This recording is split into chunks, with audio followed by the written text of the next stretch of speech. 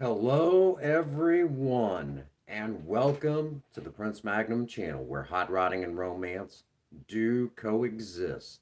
I'm your host, Prince Magnum. Welcome to Sober Talk. Um, Today's Sober Talk, we're going to continue forward reading the big book. We are currently on Bill W.'s story. We'll get a little further along today.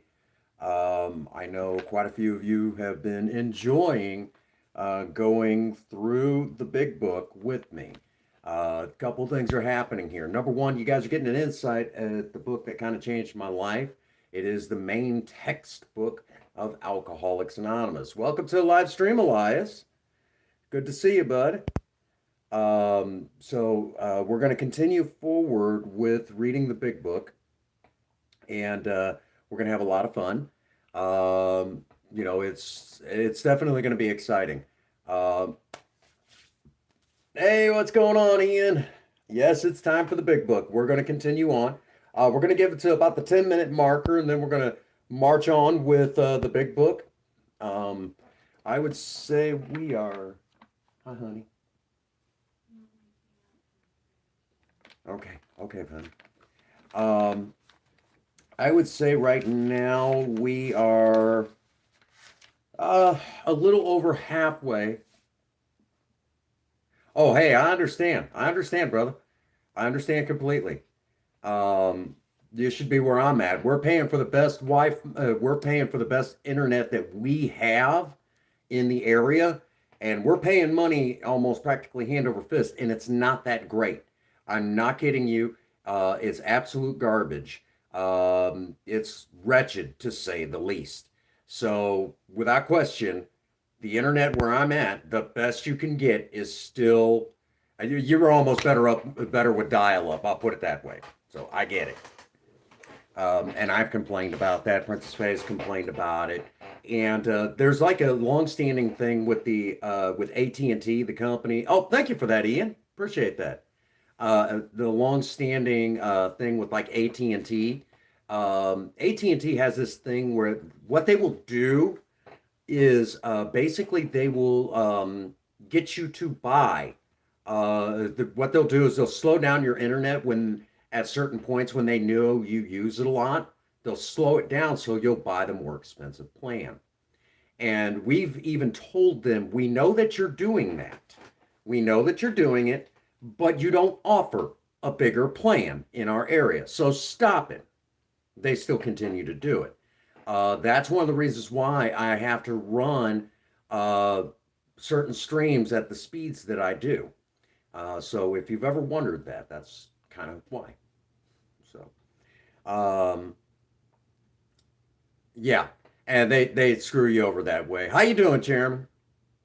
So we're going to continue on with Bill W.'s story out of the Big Book tonight. Hey, Mikey G, welcome to the live, my friend. So we're going to continue on with the Big Book from here. And the plan is that hopefully we can get through the story, Bill W.'s story, and get into kind of the next chapter, which is going to be chapter 2. There is a solution, um, and you'll kind of start it. Chapter. There's yeah, I seen that. Thank you, Ian. Appreciate that, man. Really appreciate that. Galaxy is doing good. She's pitter pattering or somewhere, and Zelda's doing good. They've been playing a lot lately. I know he's getting ready to do it to me. How's this? How's that? He does that to Ian in his streams, and Ian's like, "Why, you're an ass." But yeah, all the cats are doing good. Taver, he was laying on the bed. I was kind of watching, kind of stretched out for a bit. Uh, no, I'm still having a hard time getting into Discord. Still having a hard time getting into Discord. I can't seem to connect for some reason or another. I don't know why. I swapped over to a new phone because I get all my Discord stuff. I don't put my Discord stuff on the computer because the computer already has 6 tons of stuff. We're talking two different editing programs and then all the video footage that comes in from everything that I do. As a matter of fact, Ian knows a little bit about this. I did finish that hammer. All I got to do is, and the video is edited. All I got to do is put an opening and an ending to it. And this is probably one of the best tool restoration videos I've ever done. I did cut some out, mainly because I don't know what happened to the fucking footage. But here, hang on. I'll show you what I. Um, I'll just grab them all real quick. Here, hang on a second here. Okay. Well, all right. No, I haven't been able to. I wish YouTube still had their messenger that they had where creators could talk to each other, but they got rid of that a long time ago. I don't know why they did that. That was stupid. But anyhow, okay. The very first hammer that I ever redid was this one here. And this is Princess Faye actually claimed this one for herself. Okay, so this is actually hers. And so this was, and we did this one in a video like almost like 2 years ago now. Yeah, it's been like 2 years. Then we did this one. You guys just seen the video. Okay, Elias. Seen the video on this one, which I thought I lost that footage. I thought I lost that footage, but I found it. So we got lucky. But I redid, you guys seen the video footage of this one. And I know, Ian, you really liked seeing the video on this one. So this is the other one. And then, of course, y'all remember last year in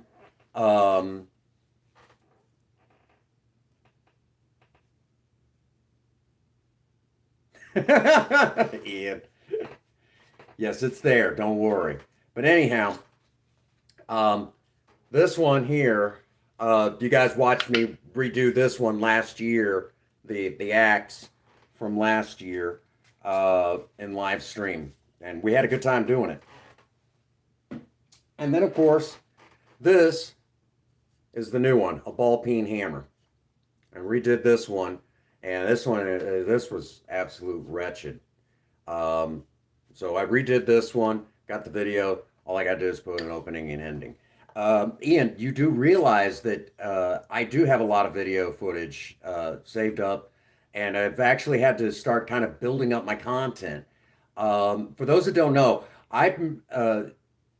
everyone knows about Project Spirit. Oh, there you go. Thank you. Somebody save that and send it over to me in Messenger so I can watch that later. But let me give you the 411 real quick. I called today to get a price quote on Project Spirit's new fender, her new front driver's side fender. Now, here's the thing. That front driver's side fender is about $340 base price, but they're still going to have to include shipping. Now, this is a big part, okay? They didn't make anything, rinky dinky back then. Everything was, heavy on the, heavy in size, sheet metal, and so it's got to be shipped to here to HQ. So as it comes to HQ, I'm going to have to pay a good size fee. Now, with generous donations from a lot of you, from a couple of you actually, the big generous donations, and anything that we get through Teespring, and then whatever Princess Faye and I throw into the hat, is now getting ready to be spent on that one fender. And I'm figuring it's going to be close to about $500. And this is brand new sheet metal. No, everybody's still here, I think. This is brand new sheet metal. I'm having to save up that content because once that thing gets here, I got to remove the hood. I got to remove the bumper. I got to remove all these different parts. And that's going to take a minute. So during this time frame, and plus going to work, I'm probably not going to be live very much. So what's going to be happening is while I'm working on this, you guys are going to be getting a lot of uploaded videos as this is happening, because once it gets here and we kind of make sure everything is where it's supposed to be, we got to pull both fenders off, the hood, core support, radiator, all this stuff has to come off of Project Spirit. And with the weather the way that it has been here in Missouri, I don't have a whole lot of time to work with. So basically, as this is happening, we're going to be fitting, and then we got to work on the other fender, get rid of any rust, and then we're going to shoot paint. we are going to be shooting paint during this time frame. So we're going to be breaking out all this stuff. There you go. Absolutely. Yes. Right after this, we'll be doing Save the World. So basically what has to happen is that I have to save up the content because there's a lot, basically, if you will, I want to make sure that I have enough content to carry me through the days that I normally stream while I'm working on this. So this is just common sense, guys. This is and I know I'll get teased about it in the meantime, but this is just common sense. If you run a channel and you want you don't want to miss any time on your content, sometimes you got to build up this sort of stuff and keep things in reserve and things like that. Which thankfully I have done that. I've got video, some stuff that you guys haven't even seen yet that I've been saving up for just a moment like this. So this is one of these times where I'm very glad that I took the time and I kept a lot of this stuff just set aside just for this. So we'll talk a little bit more about this towards the end of the stream, but right now we got a big book to get into. So let's get on with the story. Again, this is Bill W.'s story. And I know for some of you, the language seems a little dated. It is. When the original edition of this book, which again, a lot in the part that I'm going to mention has not been changed. Actually, the forward to the first edition, the doctor's opinion, and some of the preface stuff, and the first 164 pages of the big book have not been altered in any way, shape, or form since its original printing, even though it's went through 4 editions now. 4. And this is a 4th edition. Despite all of that,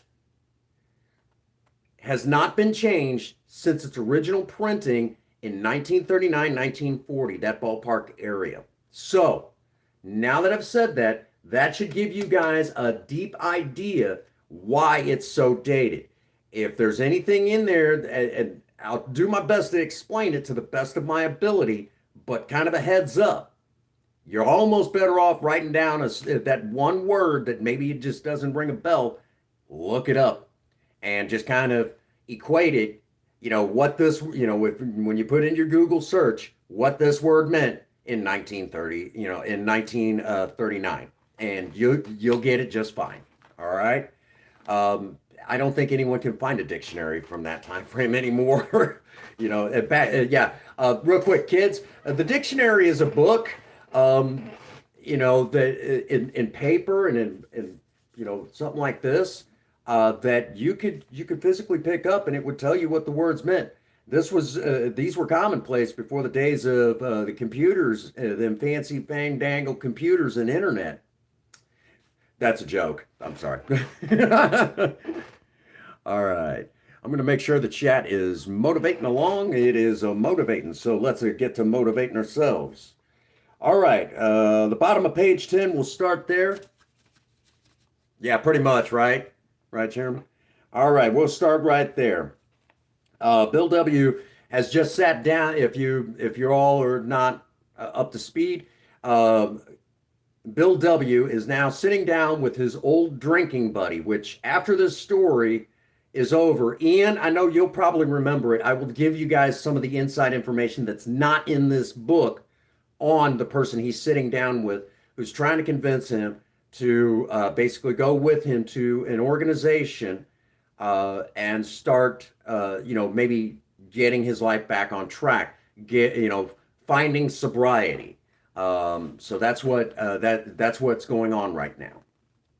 And Bill W. is kind of getting ready to slam his mind shut when it comes to spiritual thinking.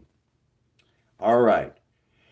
With the ministers and the world's religions, I parted right there. When they talked of God personal to me, who was love, superhuman strength, and direction, I became irritated and my mind snapped shut against such a theory. To Christ I conceded the certainty of a great man not too closely followed by those who claimed him. His moral teaching, most excellent. For myself, I had adopted those parts which seemed convenient and not too difficult. The rest I disregarded. Really quick, let me take a moment here.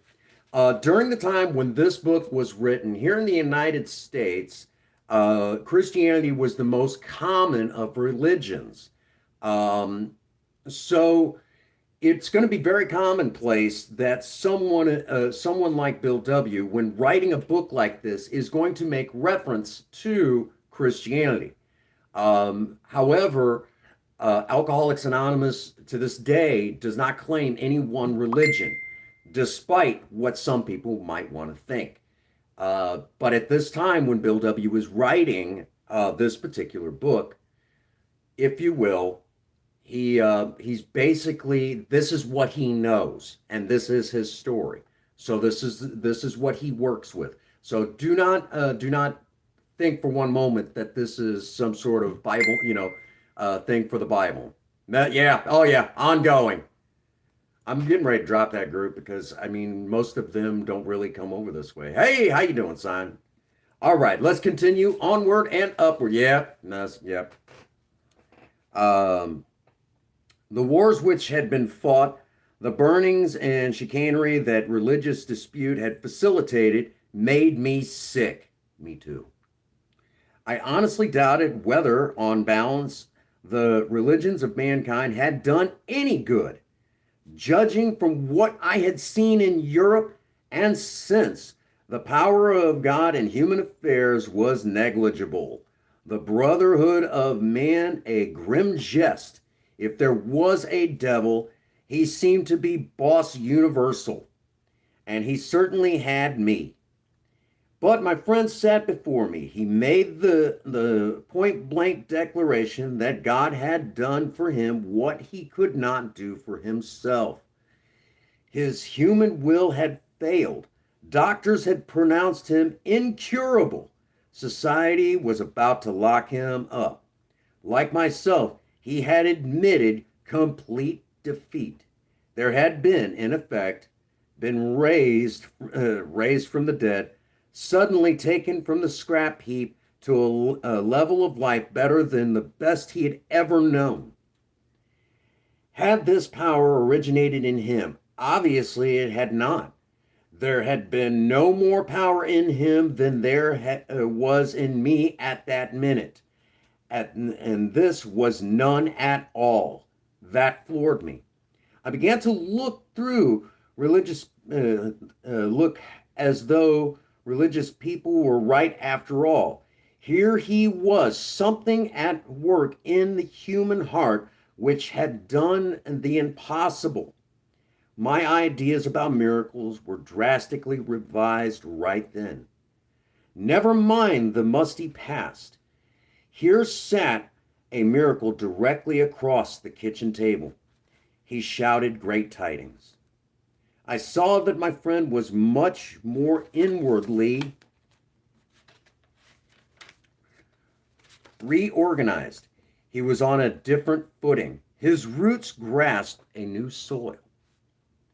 Despite the living example of my friend, there remained in me these vestings of my old prejudice. The word God still aroused a certain apathy, which, though was expressed that the thought was expressed that there might be a God personal to me, this feeling was intensified. I didn't like the idea. I could go on for such concepts as a creative intelligence, universal mind or spirit of nature, but I resisted the thought of a czar of the heavens, however loving his sway might be. I have since talked with scores of men who felt the same way. My friend suggested that then seemed a novel idea. He said, why don't you choose your own conception of God? There it is, folks, the foundation. God as you understand God. And that's one of the major things that we push in AA. Something that you can grasp. What is your higher power? That's what some of us will say. Your higher power, the higher power of your understanding. Again, I've sat in many a meetings where there's been people of all different walks of life and all different religious denominations, including not just Christianity, but even sitting before you is a pagan. I've met Muslims, I've met atheists, I've met agnostics, I've met Jewish people. You name it, I've probably bumped into it a time or two, but none of that really matters because we're all there for the same important thing, to stay sober. So all of that other stuff doesn't really amount to much. All right, let's continue on. That statement hit me hard. It melted the icy intellectual mountain in those whose shadow I had lived and shivered in many years. I stood in the sunlight at last. What was that? Most when I talk, that's a good question, Ian. And let me take a moment. Most people of religious doctrine are actually afraid to say God's, in Christianity, they're actually afraid to use God's name, Jehovah. Or if you want to go by Old Testament, Yahweh. This was started by the Hebrews because of the fact that it was one of the things that their priests or the rabbis at the time would do. It basically there's a whole lot of pomp and circumstance behind that, and I can explain it, but this really is not quite the stream for it. It definitely is one that I definitely should do. Ian, that's a great video idea. Yes, we should definitely dive into that one. But here in the United States, most people just refer to Jehovah or Yahweh as just God. For those in Christianity. Now, those outside of Christianity will refer to their gods by name.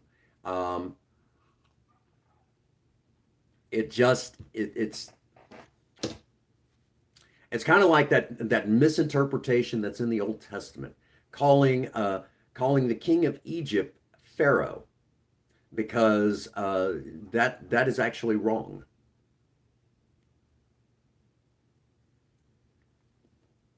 Thank you. Thank you.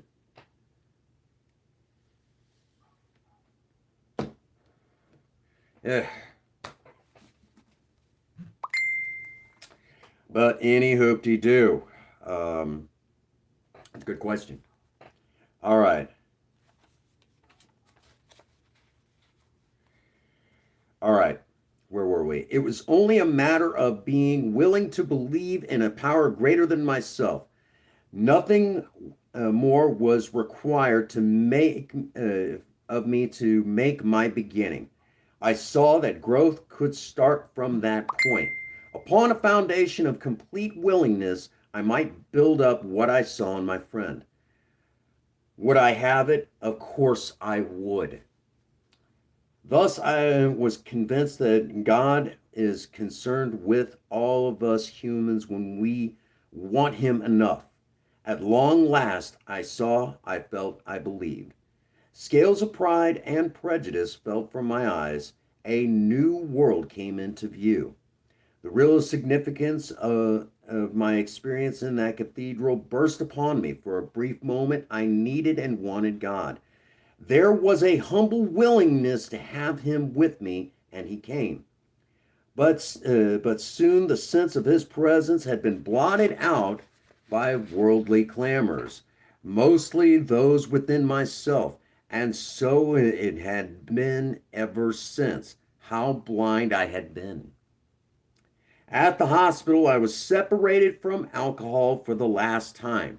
Treatment seemed wise, for I showed signs of delirium tremens.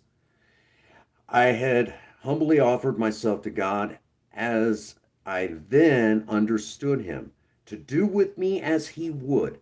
I placed myself unreservedly under His care and direction, and I admitted for the first time of myself that I was nothing, that without Him I was lost. I was ruthlessly faced with sins and became willing to have my new-found friend take them away, root and branch. I had not had a drink since. My schoolmate visited me, and I fully acquainted with him with my problems and deficiencies. I made a list of people I had hurt or toward whom I felt resentment. I expressed my entire willingness to approach these individuals, admitting my wrong. Never was I to be critical of them. I was to right all such matters to the utmost of my ability.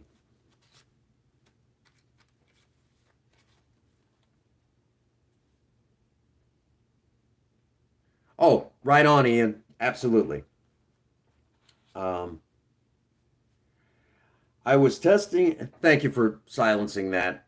Thank you, dear. I was to test my thinking by the new God consciousness within. Common sense would thus be uncommon sense. I was to sit quietly when in doubt, asking for direction and strength to meet my problems as He would have me. Never was I to pray for myself except when my request bore on my usefulness to others. Then only might I expect to receive. But I wouldn't be in great measure, but that would be in great measure. My friend promised these things when we were done. I would enter upon a new relationship with my Creator, that I would have the elements of a way of living which answered all my problems. Belief in the power of God, plus enough willingness, honesty, and humility to establish and maintain the new order of things were the essential requirements. Simple but not easy, a price had to be paid. It meant destruction of self centeredness. I must turn all things to the Father of light who presides over us all. These revolutionary and drastic proposals, but the moment I fully accepted them, the effect was electric. There was a sense of victory followed by such a peace and serenity as I had never known. There was utter confidence. I felt lifted up as though the great clean wind of a mountaintop blew through and through.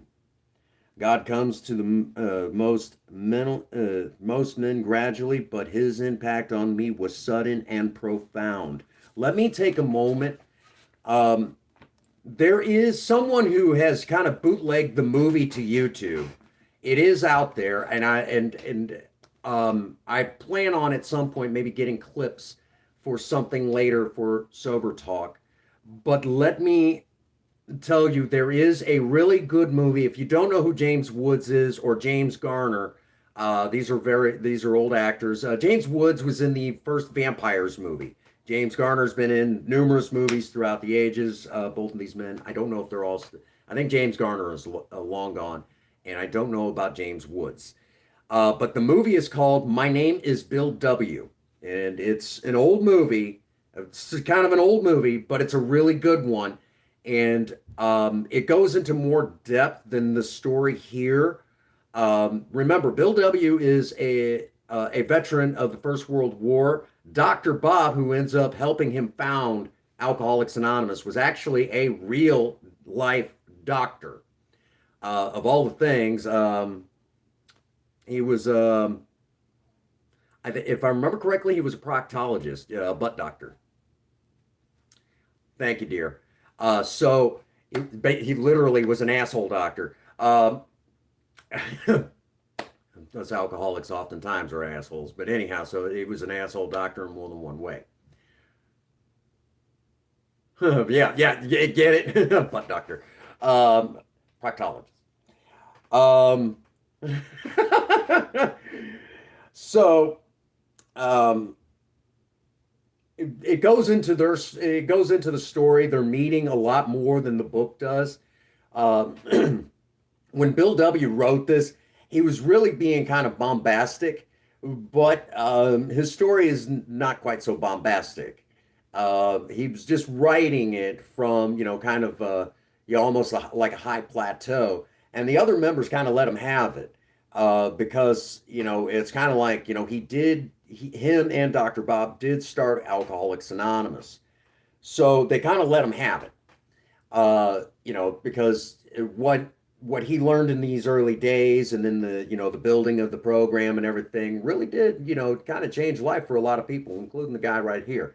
So that's why he's kind of going on and on like this, but it's not quite what you think.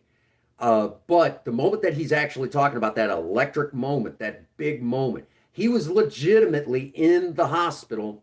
And Dr. Silkworth, who actually has an entire section called The Doctor's Opinion, he's got kind of a short letter, and then he's got this really long letter that really kind of talks about, and it's probably the best work that any doctor has done before and since, which at some point we might read that. But he he's done the best work, and the last speaking engagement that I've ever done for Alcoholics Anonymous, I did suggest to all the nurses that were, basically students that were becoming LPNs and RNs. We're talking, legit nurses. I suggested that they pick up a copy of the book, and I gave them some actual chapters to hang on to so they would actually know what alcoholism looked like. I said, and I'm going to tell y'all right now, I said, I actually know this. I said, because, I'm retired from the medical field myself. I said, the doctor's opinion is actually going to blow your mind because it's the deepest work that you're going to find before or since its printing. Dr. Silkworth does an amazing job really breaking down what alcoholism really is, and no one has actually been able to top his work yet or to go into more depth. I said, the closest that we've gotten is we've located a gene that gives you the addictive personality. That is the best we've got today. I said, as a matter of fact, when alcoholism got its stamp of approval, being called an actual disease here in the United States from the United States government, at that time, interns becoming a doctor spent 6 minutes on it. I said, the last I heard, we're up to 6 hours. That's how much we know from the 1950s to today. I said, so now, I said, here are when I gave him the chapters, I said, you want to read the doctor's opinion. I said, the forward to the first edition, the doctor's opinion, Bill's story. There is a solution, more about alcoholism, working with others, and pretty much any chapter right after that, all the way to the last 164 pages, said you will find that these are the best you're going to find as far as the works in the book. So we'll talk a little bit more about what actually happened to Bill at the end of this. We're going to go all the way. We're going to go all the way. These revolutionary and drastic proposals. Yeah, we read that. Okay. For a moment, I was alarmed and called my friend and the doctor to ask if I were still sane. He listened in wonder as I talked. Finally, he shook his head, saying, something has happened to you. I don't understand, but you had better hang on to it. Anything is better than the way you were.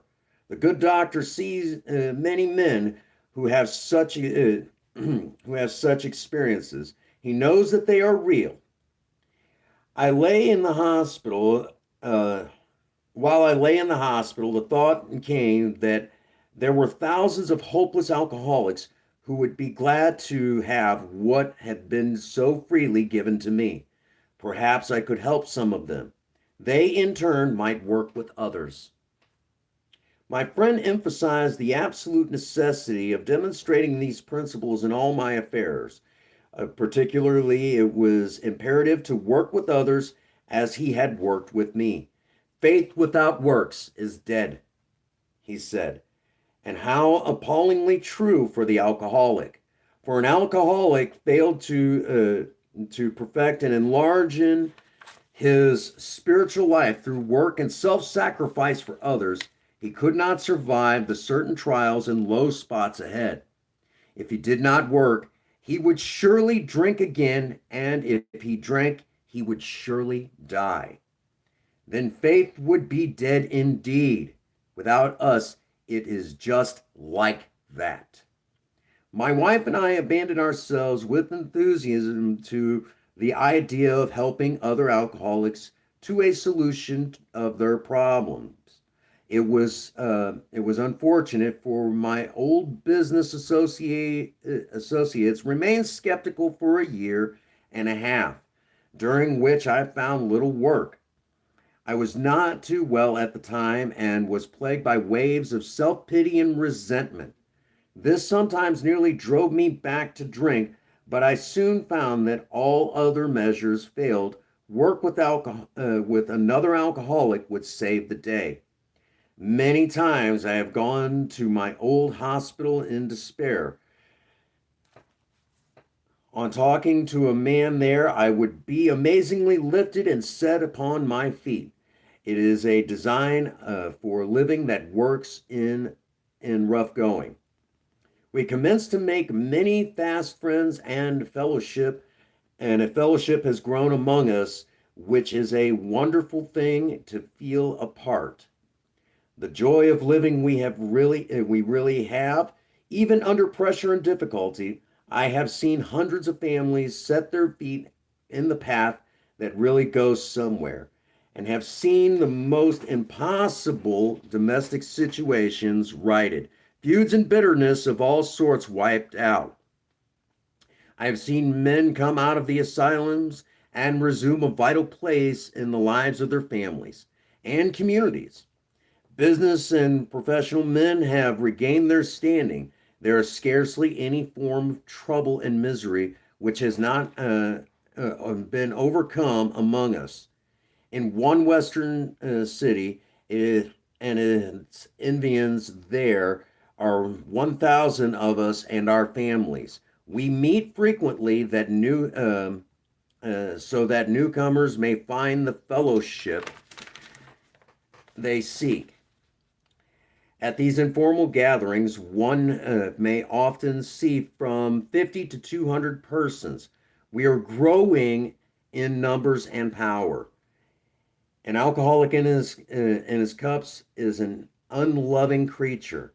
Our struggles with them are variously strenuous, comic, and tragic. One poor chap committed suicide in my home. He could not or would not see our way of life. There, however, a vast amount of fun about all of it. I suppose one would be shocked in seeing our worldliness and levity. Just underneath, there is deadly earnestness. Faith has to work 24 hours a day in and through us, or we perish. Most of us need to look no further for utopia. We have it with us right here and now. Each day, my friend's simple talk in our kitchen multiplies itself in a widening circle of peace on earth and goodwill to men. And that was actually from the co-founder, Bill W., or William Wilson. It was his full name. And he passed away. It actually has a little footnote here, January 24th, 1971. All right, real quick. Bill W. was, again, this was his story. He's the one who wrote the original transcripts, and several members of the original groups at that time for Alcoholics Anonymous edited the big book. Now, at the time that Bill W. was writing this, AA wasn't exactly a formal group yet. When Bill W. sat down with that guy at the table, his old childhood friend Eddie, they had been drinking buddies for many years, and then they just kind of lost touch with each other as the disease took over them. So in Bill's case, seeing an old friend, You'll sometimes hear in AA meetings change your playmates, your playpens. Basically disassociate yourself with your old lifestyle. That's bullshit. Because right there in that story, it was an old friend that Bill used to drink with, had known his whole life, who sat down and presented the program. So I've never heard that before. So there, every once in a while, I'll still see friends from the old days, and they're just happy to know that I'm still alive, I'm still well, and I'm still sober. In their cups, and I've had people say, in my early days of sobriety, I've had people actually come over to my old apartment where I used to drink. They would come over and, hey man, we just want somewhere safe to have a drink. Go on. And while they're drinking and chattering it up, because if they got too drunk, they had somewhere to crash, and it was safe. Where am I at? I'm at the kitchen table writing my fourth step. I remember sober man, he's like, what is wrong with you? What were you doing this whole time? I said, I was sitting at the kitchen table doing my fourth step, and it gets really quiet on the other end. And he said, I think you're going to be all right. I think you're going to be all right. He said, I think you're going to be okay. So yeah, that a little humor there. I don't know if I've ever told that story on the channel. I guess the first time for everything. But anyhow, let's get caught up with the comments. Oh my gosh. Here we go. So that was that's how basically that was the original 12th step, as we say in AA. Now, at that time, Ebby was actually a part of a particular sobriety group called the Oxford Group. Okay. And the Oxford Group, when they started, they were really focused on getting alcoholics sobered up. And they were doing an amazing job. As a matter of fact, the basis for the steps actually came from the Oxford Group. And at that time, it was only 6 steps.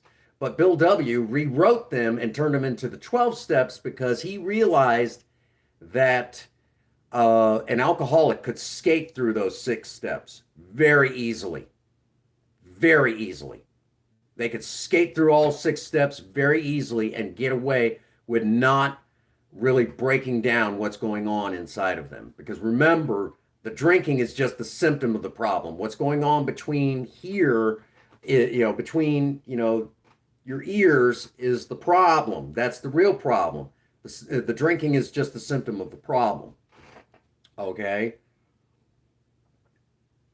So the 12 steps was rewritten. But from the Oxford Group, the AA groups kind of started. And the Oxford Group really kind of they did a lot of things wrong. This is why they're not around anymore. Okay? Some of their stuff did survive. There is one of their books still gets brought into AA meetings, and you could still buy them in an AA meeting. And it's something like Living Sober. I forget, something like that. And some people swear by it. I don't, because technically speaking, it's not a conference approved material, even though it still ends up inside of AA groups, which is, to me, that it's like, there's a reason why the Oxford Group didn't stick around. So I mean, keeping it for historical purposes and reading it and kind of seeing where AA kind of came from, yeah, I'm down for that. But as far as using it as like AA literature, no. I don't believe in that. So now that I've said all that, the Oxford Group did a couple things wrong. Number one, they were really big on this whole purity thing. Really big on this whole purity thing. So basically, while Oxford Group members were sitting there, purity and, all this other stuff, AA members were in the corner telling dirty jokes. So you could already see the division happening. Then the final straw when the AA groups was no longer welcome to hang with the Oxford group, when this book was released. When it was released, the Oxford group's like, you know what? Fuck you. We want nothing to do with you anymore. And so we were no longer buddy buddy with the Oxford group. But the Oxford group died out.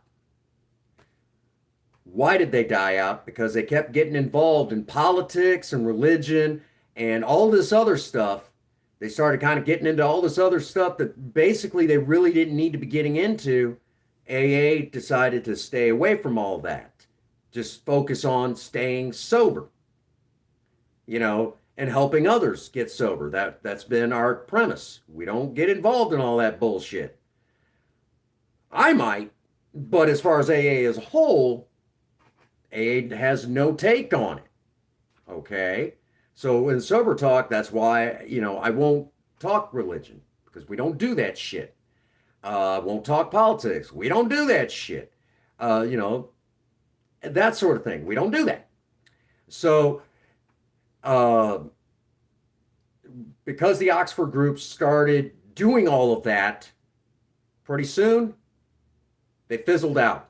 No one had interest anymore. But the final straw when the Oxford group and Alcoholics Anonymous really had it split was the moment this book was released.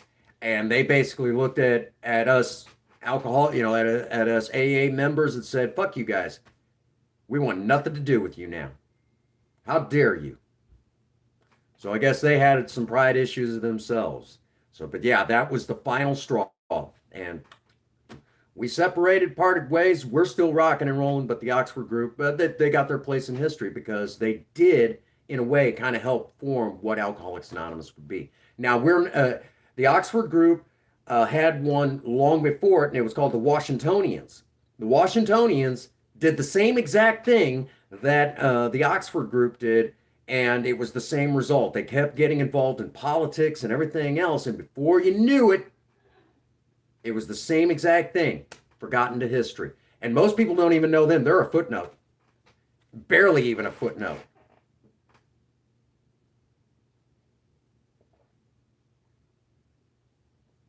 Well, I was trying to explain the time frame, why Bill W. was writing it the way he was doing it. You also got to remember there's an entire section that used to be kind of like something that was read in every meeting.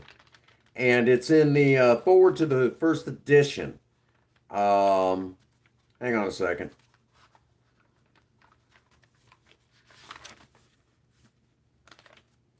Right here. We are not an organization in the conventional sense of the word. There are no dues or fees whatsoever. The only requirement for membership is an honest desire to stop drinking. We are not allied with any particular faith, sect, or denomination, nor do we oppose anyone. We simply wish to be helpful to those who are afflicted. That used to actually be read at every meeting. Then they added more prettier words to it in the 1970s. The premise is still there, but one of the things that I really think they should have kept in there is an honest desire to stop drinking, not just as a desire to stop drinking. Honestly, I think they should have left it.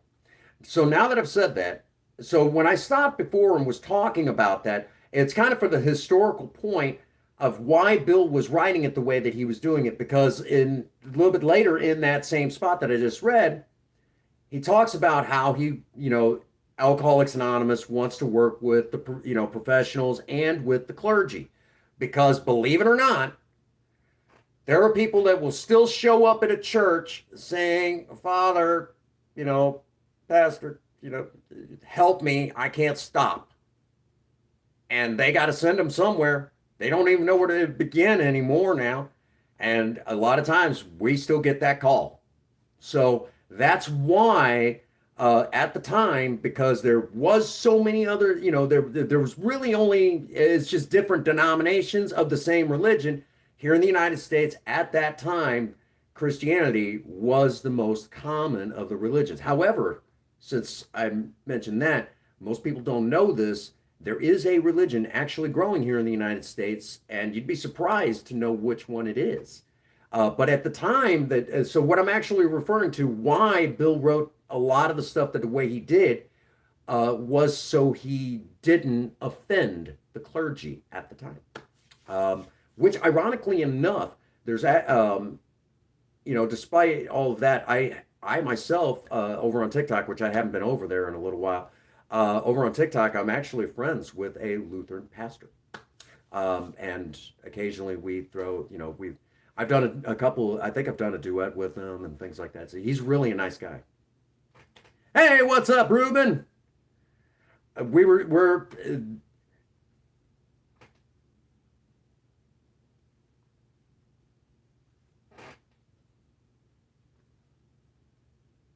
oh,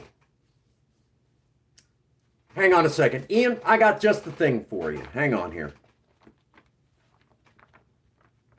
Hang on a second. I think I can kind of put that to rest for you.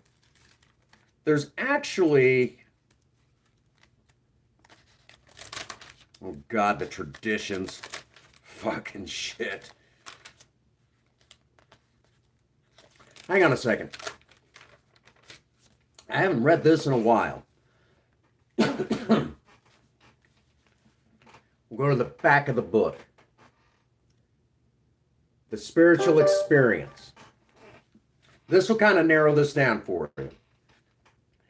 The terms spiritual experience and spiritual awakening are used many times in this book, which upon careful reading shows that the personality change sufficient to bring about recovery from alcoholism has manifested itself among us in many different forms. Yet it is true that our first printing gave many readers the impression that these personality changes or religious experience must have in the nature of a sudden and spectacular upheavals. Happily for everyone, this conclusion is erroneous. In the first few chapters, a number of sudden revolutionary changes are described, though it is not our intention to create such impressions.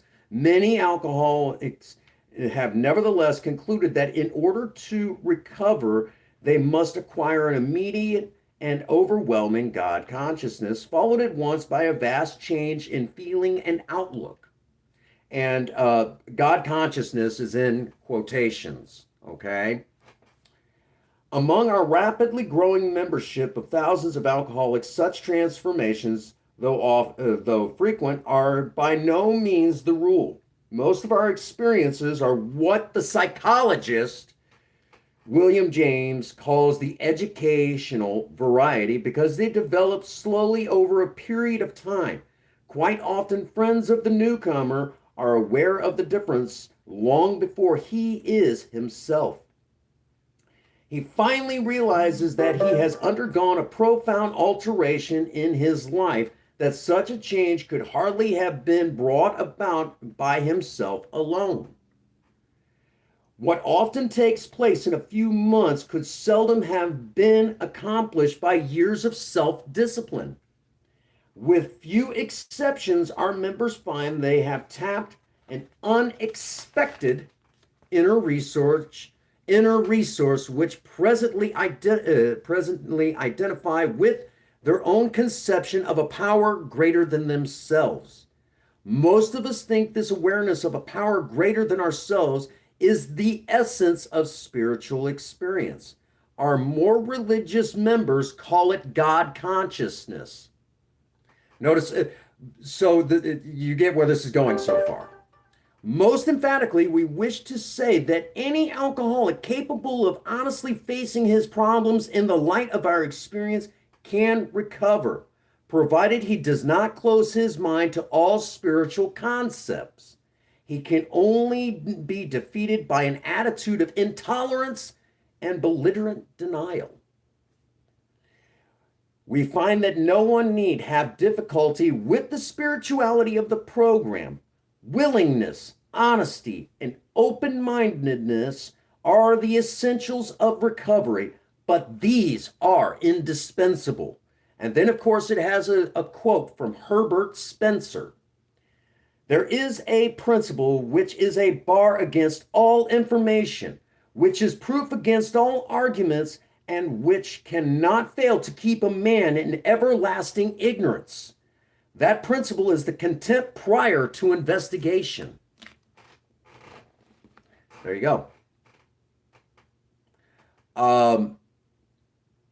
There are actual psychologists and psychiatrists and other therapists that refer to AA as group therapy.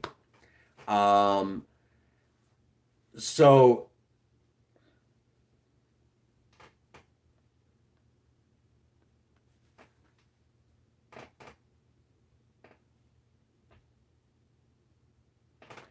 absolutely. So if you will, to the best I can explain, at the time that this was wrote, you have to remember that Bill W. was originally a devout Catholic when he was younger. When he went off to war, he came back atheist or agnostic at least. Now, he never really got religion back, but what he found is that you know,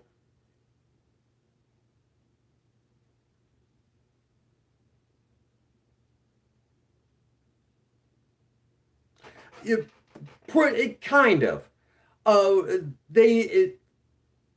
they ask that if you're going to talk about what you pray about or anything like that, that what you're doing is you keep the religious stuff out. So if I'm sitting there in an AA meeting and I start talking about what I talk to my higher power, notice how I said that, my higher power. I don't mention that whole, I'm pagan, so this is who I pray to.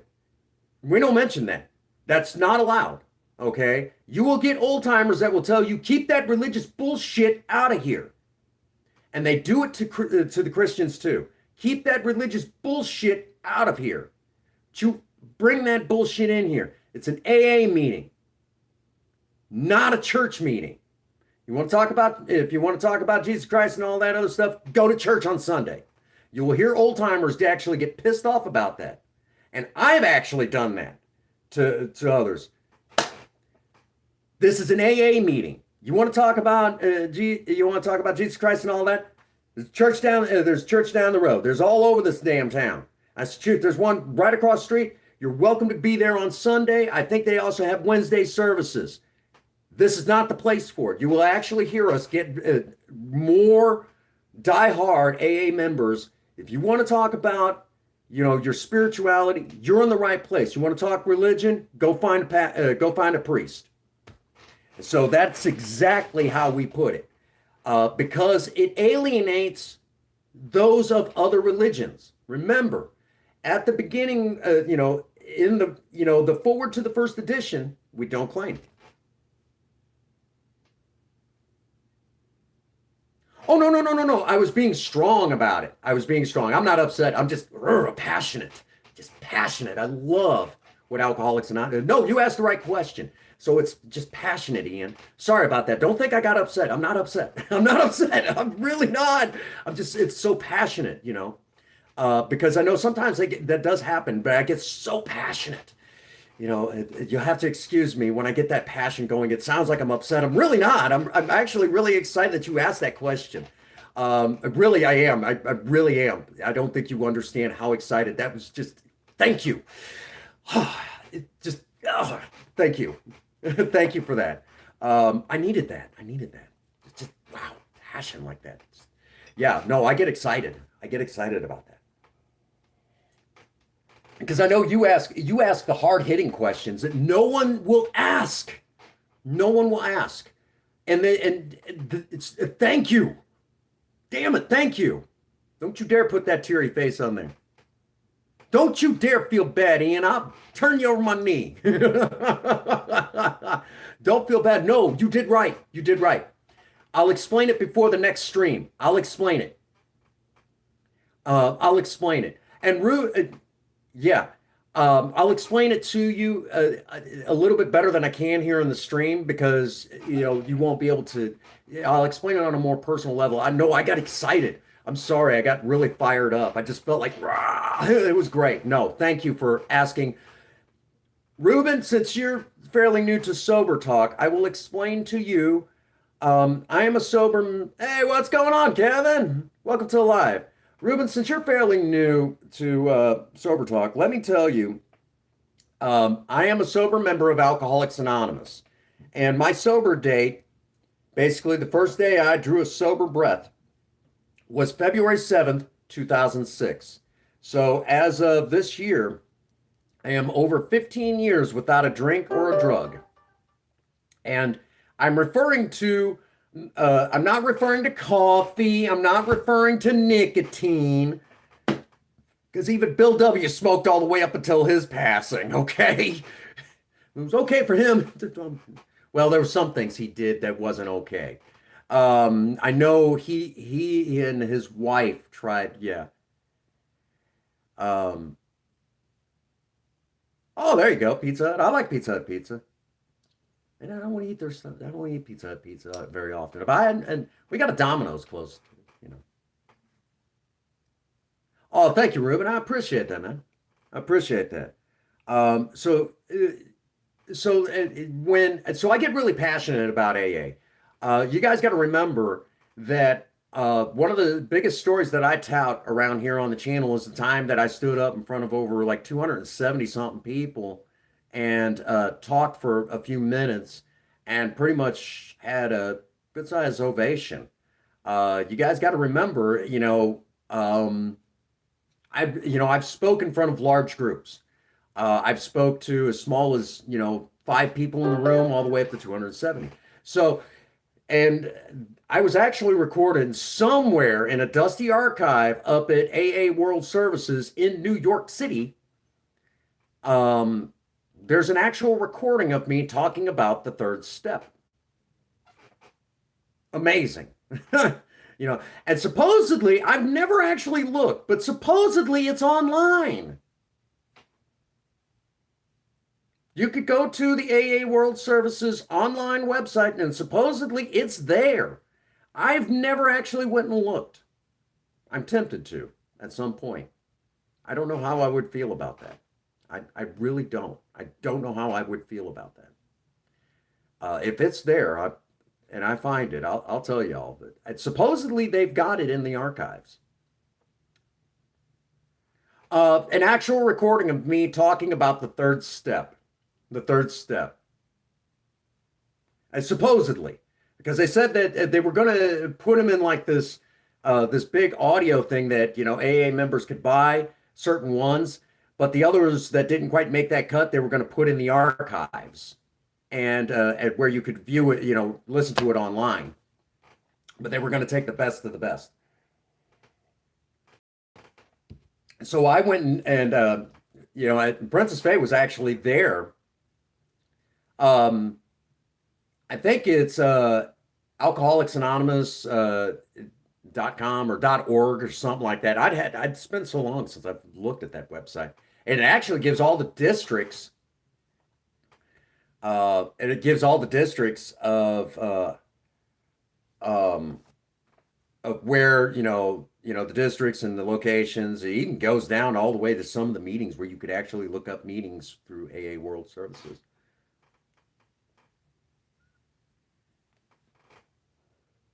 But yeah, there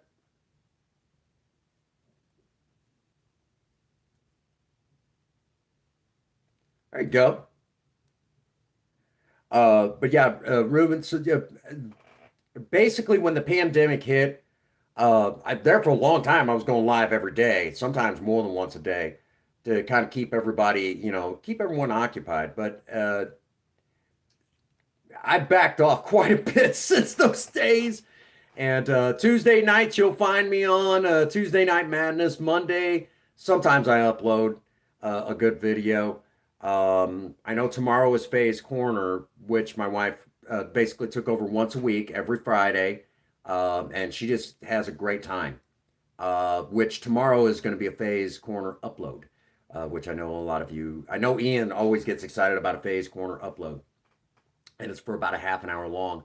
Um, Tonight, after this stream, we'll be doing Save the World on Fortnite. So I definitely, Ruben, if you've not seen Save the World, Fortnite has three sides, and two of them everyone knows. Basically the creative Battle Labs, which I've kind of dicked around with a little bit. The other one is obviously Battle Royale, which is free. Even without the Battle Pass, it's free. You can just play the fuck out of it. But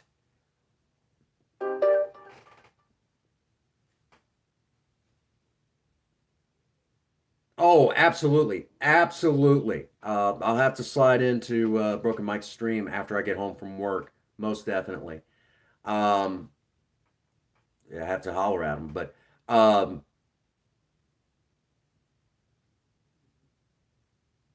that that make your wiener twitch. Anyhow, okay, and then there's Save the World. A lot of people don't like Save the World. I love it. I love Save the World. There's a lot of reasons why I like Save the World. First and foremost, out of the gate, you don't get the glitchy bullshit and where people are able to hack. So when you're standing there shooting the hell out of them and they're not dying, and you're basically being cheated, okay?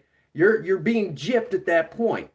And Princess Faye is like, oh no, no, no. I actually clipped one just for her. It's like, yeah, I caught it on camera. Well, I caught it on my OBS, and it's like, I got you. So that happened quite a bit last season, didn't it? Um, that's one of the biggest beefs. Yeah, you got it. I will tell you that it is a little bit different. And I know some people get upset when I say it this way, but it's kind of a cross between it's a cross between like Minecraft because of the building and stuff like that. But then you could craft your own weapons. And I know there's other games out there. I think like Fallout is one of them that you can kind of build your own weapons and stuff like that. I think I've never really played. I've never played Fallout. You know. Ah.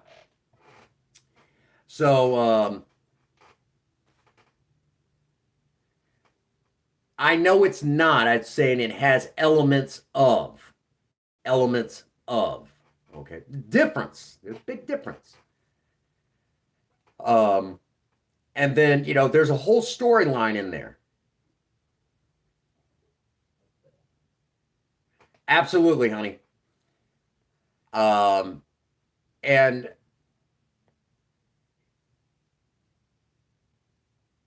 um, but in Save the World, being able to build a good base is oh, absolutely. Minecraft is a lot of fun. I haven't done a Minecraft stream in a while. Good chill Minecraft stream.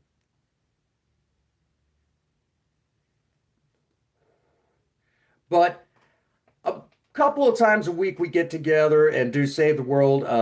Ian, Princess Faye, myself, we run a lot together. I haven't run with Bad Bat in a good long time. Uh, I kind of miss running with him. Actually, I really miss running with him. He's a lot of fun to run with. When he starts showing you what he shows you, it almost seems like and a lot of people kind of confuse it with him being a little bit of a dick. But no, he's really trying to show you. He's very passionate about the game. What's going on, J Dog? But I know right after this stream, I will be setting up, you know, Save the World. My computer also doesn't throw a huge fit. If you ever seen what it looks like on my computer playing Battle Royale, I promise you, you will go blind. And if you've got epilepsy, be careful. Because it could trigger a seizure if you're not careful. Because my graphics card that's in the computer, oh, absolutely, it's a lot of fun. And Ian likes to tell me that.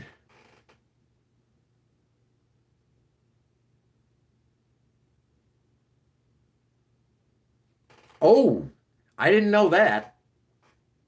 I tend to forget that.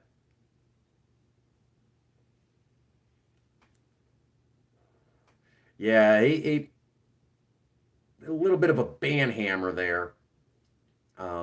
Bad. He just plays too hard. You know, his heart's in the right place. He just plays a little too hard. But anyhow, we're at that stage where I want to. We're going to start setting up Save the World. But before we go live, Ian, there's a bit of knowledge that I'm going to pass on to you because I know sometimes when I get so passionate, a lot of people are like, "Is he pissed off?" No, he's just passionate. Get out of his way. He's, whew, that excitement, that fire for Alcoholics Anonymous that is just there, and it's the program that saved my life. You know, I have my religious beliefs, but I didn't gain my faith in my religion until I got sober. If that's any help to any of you.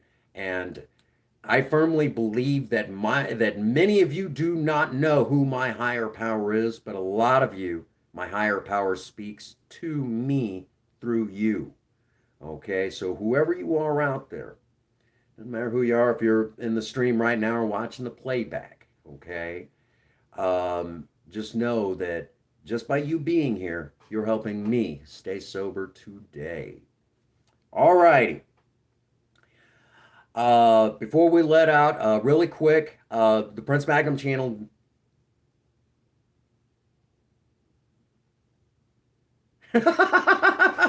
Ian. So really quick, let me also kind of bust out this little bit of information for you guys.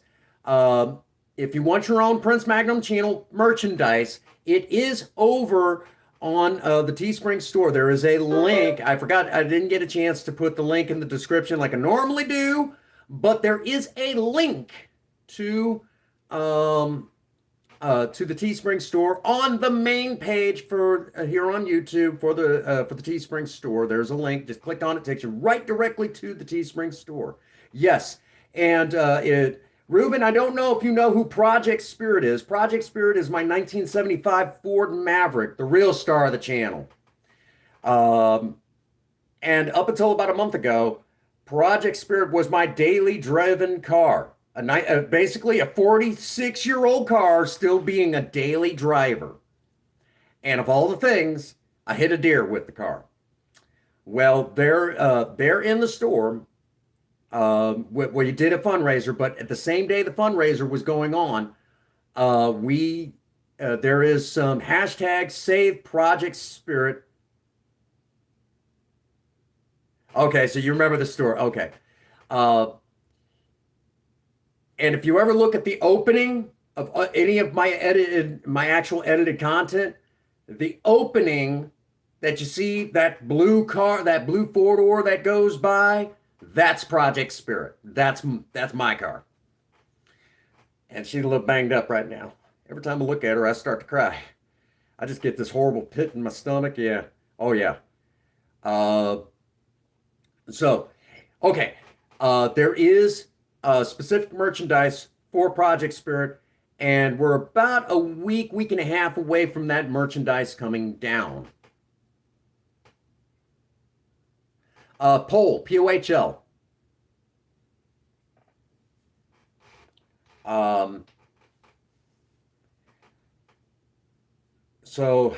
That merchandise will be coming down. It's a limited time only.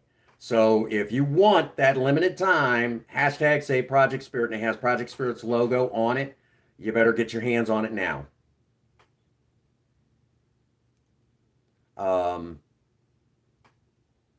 It's okay, honey. Most people don't even bother going this far to the stream on playback.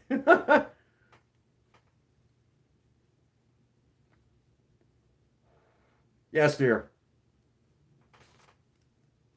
But any hoop-de-doo. Get your hands on that information and,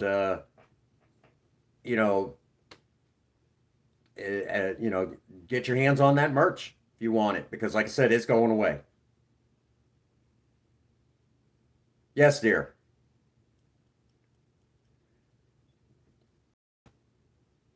So, all right. We're at the end. So again, I want to thank everyone for being here with me this evening and hanging out and that sort of thing. Uh, and going through the big book a little bit more. We'll dive deeper into the book. We'll be starting chapter 2 next Sober Talk, which is There is a Solution, which encompasses. Oh, my pleasure. We do this every Thursday. Every Thursday at 7 o'clock Central Standard Time, U.S. We go live for Sober Talk. And